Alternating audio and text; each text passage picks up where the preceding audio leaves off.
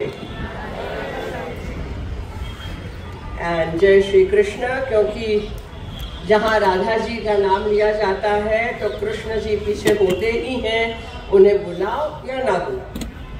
ये इतनी अद्भुत बात है हमारे भारतवर्ष की कि जो रसराज हैं श्री कृष्ण, रस और रास दोनों के अधिष्ठाता, लेकिन राधा रानी के बिना न रस है न रास होता है।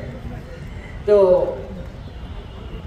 मैं अभिवादन करती हूँ संध्या का, संगीत नाटक एकेडमी का अध्यक्षा है। जब से आई है तब से कुछ न कुछ सुंदर अवनवी चीज़ें करती हैं और फिर एक बार हमारी परंपराओं को जीवित करने का, पुनर्जीवित करने का।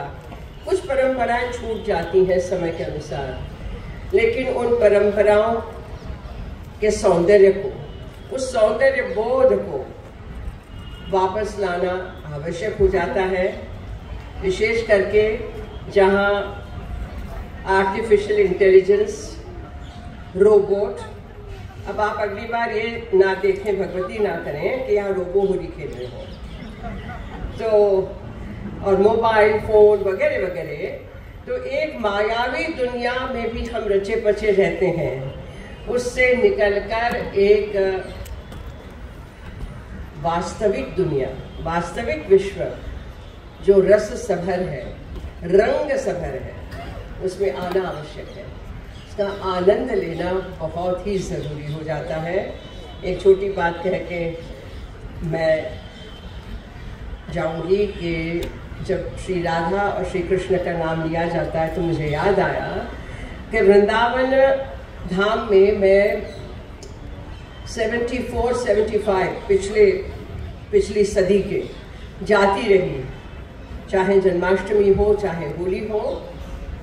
और एक बात मुझे वहाँ के गोस्वामी जी, तो नाम भूल गई हूँ, इतनी सुंदर कही, कहने लगे कि आपको पता है फूलों की होली तो होती है, लेकिन उसमें जो एक मार पिटाई प्यार की होती है, कैसे होती है तो बताइए। क्योंकि लठमार होली तो है, ठीक है, बरसाने की। कहा कि श्री कृष्ण कदम्ब के फूल से राधा जी को मारते हैं, और कदम्ब का फूल तो बिल्कुल इतना सुगंधी, हल्का फुल्का रुई की तरह होता है, उससे वो राधा जी को मारते हैं। मैंने कहा अच्छा, तो राधा जी क्या करती हैं? तो कहा खाने का लौंग होता ना, लौंग, उसकी लकड़ी से वो कृष्ण की पिटाई करती हैं। मैंने कहा हद हो गई, हद हो गई। आप समझ रहे हैं ना मैं क्या कह रही हूँ कि सूक्ष्मता की, रस की पराकाष्ठा यदि कहीं है विश्व में, दुनिया में, तो ये यही है, हमारे देश में ही है। तो आप सबका जीवन रसमय रहे, सुगंधमय रहे, रंगमय रहे, और आप सबका कल्याण हो, हम सबका कल्याण हो, भारतवर्ष का नित्य उत्कर्ष हो। इसी शुभकामना के साथ प्रणाम।